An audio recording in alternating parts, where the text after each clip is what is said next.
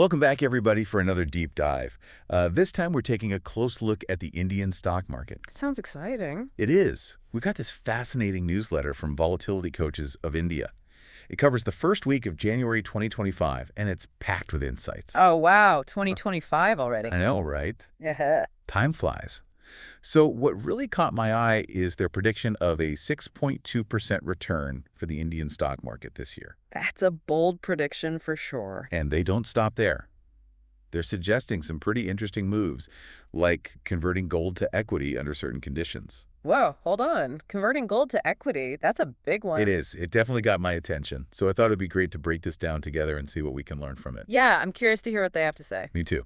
So let's dive in. What do you think is the most interesting thing about this newsletter? Well, I think it's really cool that they're not just making these predictions out of thin air. Right. They're backing it up with a deep analysis of market trends and indicators. Yeah. And they're giving very specific advice based on where the Nifty Y stands. Yeah, that's a good point. I like that they're not just saying, hey, the market's going to go up. They're actually explaining their reasoning and giving actionable advice. Exactly. It's all about the why behind the prediction. Okay, so you're saying they're putting their money where their mouth is? Yeah. I like that.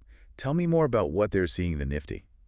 So for starters, the Nifty ended the week on January 5th at 24,004.75, which is up from 23,431.50 at the beginning of the year.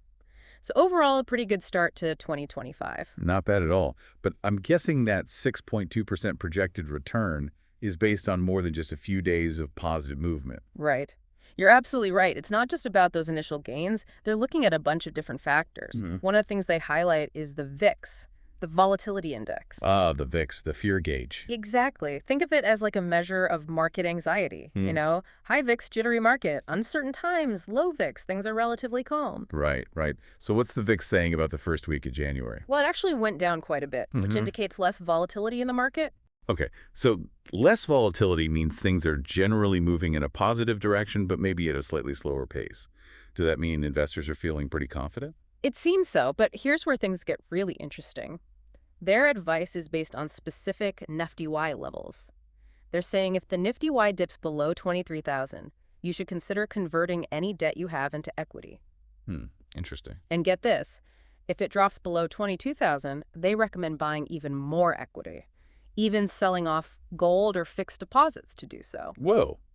Now that's a pretty bold move. Are they assuming the market's going to rebound quickly if it drops that low? Yeah, it seems that way. I mean, remember, the market has been on an upward trend since April 2023, and their analysis suggests this trend will continue. Right. So they're likely anticipating a possible dip, but are still very bullish on the long-term prospects of the Indian market. I see. So they're playing the long game here. Exactly. But this strategy definitely carries some risk, though, so it's something you'd want to think carefully about. For sure. Not for the faint of heart. So let's talk about how they arrived at that 6.2% return projection. I'm assuming they're not just pulling that number out of thin air, right? Oh, of course not. They're using some sophisticated models to make these projections. Two of the models they mention are the original and the modified Buffett indicator models. Okay, the Buffett indicator, that's a big one. It is. These models are designed to assess whether a market is overvalued or undervalued by comparing its total market capitalization to the country's GDP. So basically looking at the size of the stock market relative to the size of the economy. Yeah, exactly. And they also take into account other factors like economic growth and dividend yields. Hold on. Could you break down dividend yields for me? Yeah. I feel like that's a term I hear a lot, but don't always fully grasp. Oh, yeah, sure. A dividend yield is basically the annual dividend payment of a stock expressed as a percentage of its current share price. Think of it like a little reward you get for owning the stock. Okay. So a higher dividend yield generally means you're getting a better return on your investment. Right, but it's not the only thing to consider. Got it. So they're using these models that take into account the overall size of the market economic growth and dividend yields. Yeah. What else are they factoring in to arrive at that 6.2%?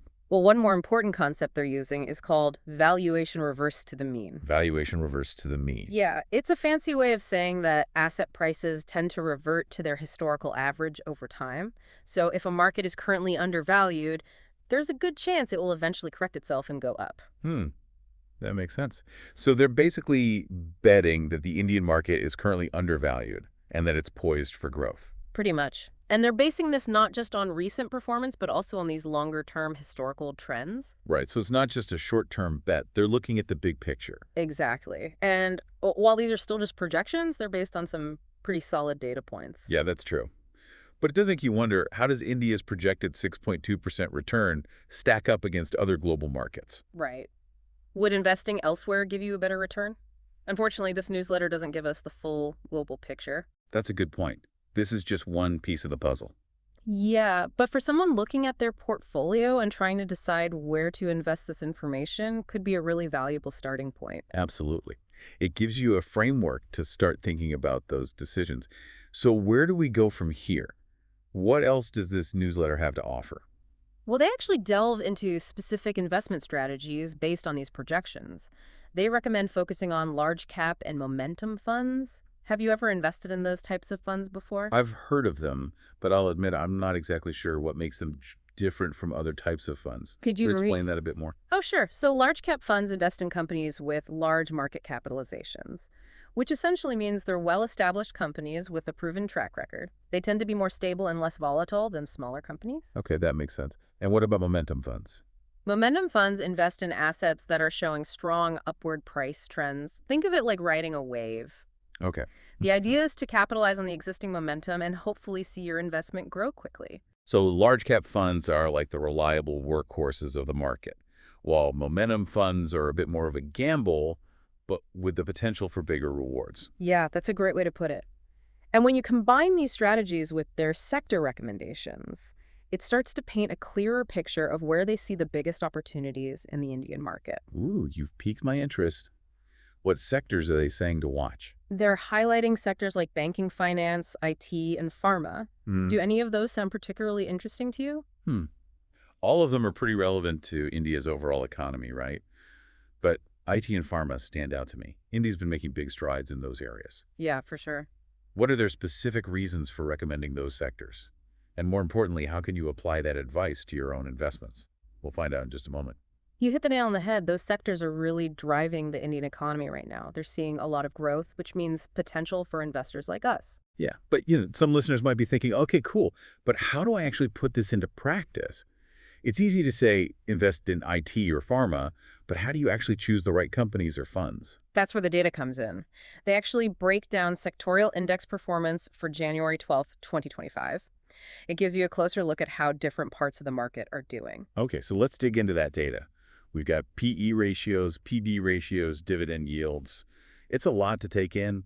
Where do we even begin? Well, let's start with the PE ratio. That's the price to earnings ratio. It basically tells you how much investors are willing to pay for each rupee of a company's earnings.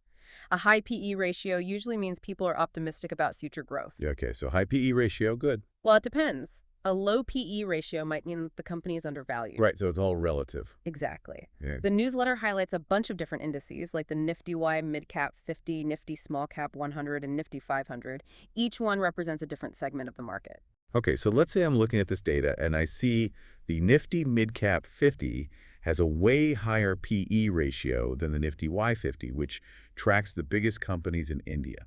What does that tell me? It tells you investors are more excited about the growth potential of those mid-cap companies compared to the giants in the Nifty Y50. Makes sense. They're willing to pay more for a piece of that action. Exactly. They're betting on those future earnings. Gotcha. Now, what about the PB ratio, price-to-book ratio? The PB ratio. This one compares a company's market value to its book value. Book value is basically what's left if you sold off all the company's assets and paid off all its debts. So it's like the company's net worth. Yeah, pretty much. A low PB ratio could mean the company is undervalued, and a high one might mean it's overvalued. So we're using these ratios to figure out if a company's stock price is actually a good deal based on its earnings and assets. Exactly. Right. It helps you see if the price tag matches the reality. Right. And there's dividend yields, which we touched on earlier. Any interesting patterns there? Yeah, actually, one thing that pops out is the dividend yields for mid-cap and small-cap indices are generally lower than the Nifty Y50. Why is that? Well, it's not necessarily a bad thing. It could mean those smaller companies are putting more of their profits back into the business to fuel growth instead of paying dividends to shareholders. So they're playing the long game, too. Exactly. Investing in their future. Makes sense. It's like putting together a puzzle, isn't it? You use all these different pieces of information to get a better understanding of how each sector is performing. Absolutely. And remember, these numbers are just a snapshot in time. To really get the full picture, you need to look at how they've changed over time. Volatility coaches actually help us out with that. They provide an overview of equity trends since January 2022. Oh, cool. Let me see that. Wow, they've marked specific dates and indicated whether the market outlook was positive, negative, or neutral. And look at that. There's a clear shift from negative to positive starting in April 2023. Yep, April 2023 seems to be a turning point. That's when investor sentiment started to shift towards optimism. It lines up perfectly with what they said earlier about the market being on an upward trajectory since then. Right. But what I find really interesting is that they don't shy away from periods of uncertainty. They even point out that brief dip back into negative territory on October 20th, 2023. Oh yeah, you're right. And then a return to positive signals on November 10th, 2023. So even within this overall positive trend, there have been some bumps along the way. Yeah, it just goes to show that volatility is always a factor. Even when things are generally looking up, you can still have those moments of doubt and fluctuation. It reminds us to think long-term and not overreact to those short-term swings. I totally agree. It's easy to get caught up in the day-to-day noise, but that's not how you build wealth in the stock market. It's about spotting those solid opportunities and letting them grow over time. Exactly. Patience is key. This deep dive has been really helpful in giving us those insights. We've covered market performance projections, sector trends, and even those bold recommendations about converting assets. But before we wrap up, there's one thing I'm still curious about. They briefly mentioned converting gold to equity under certain market conditions. Yeah. What's their thinking there? Yeah, that gold to equity thing definitely raised an eyebrow for me, too. It's a pretty unconventional move, especially since gold is usually seen as a safe haven, you know? Right, like when everything else is going crazy, gold is supposed to hold its value. Exactly. But I think what they're getting at is they're really confident in the potential of the Indian stock market, like really confident. They're suggesting that over the long haul, equities might actually beat out even traditional safe havens like gold. So they're saying don't play it safe, go for the growth. Yeah, kinda. But I think the bigger point is they're challenging the traditional way of thinking about investments. They're making you rethink how different assets fit into your overall strategy. It's like they're saying don't be afraid to shake things up. Exactly. But of course, this doesn't mean you should run out and sell all your gold right now. It's a decision that depends on your personal risk tolerance and your financial goals. Right. It's not a one-size-fits-all kind of thing. Not at all. But this deep dive has given us the tools to start asking the right questions. You know, we've looked at how the Indian market is doing, explored different sectors, and learned about strategies to navigate those opportunities. It's all about being informed and making decisions that align with your own situation. Absolutely. The more you know, the better equipped you are to make those choices. So as we wrap up this deep dive, what's your biggest takeaway from all this? What really stood out to you? I think the biggest thing for me is the importance of doing your research and understanding the underlying trends. Don't just follow the hype or make decisions based on gut feeling. Take the time to dig deeper and really understand what's driving the market. I couldn't agree more. Well, folks, there you have it. A deep dive into the Indian stock market. Thanks for joining us on this journey. And remember, this is just the beginning. There's always more to learn and explore. Happy investing, everyone.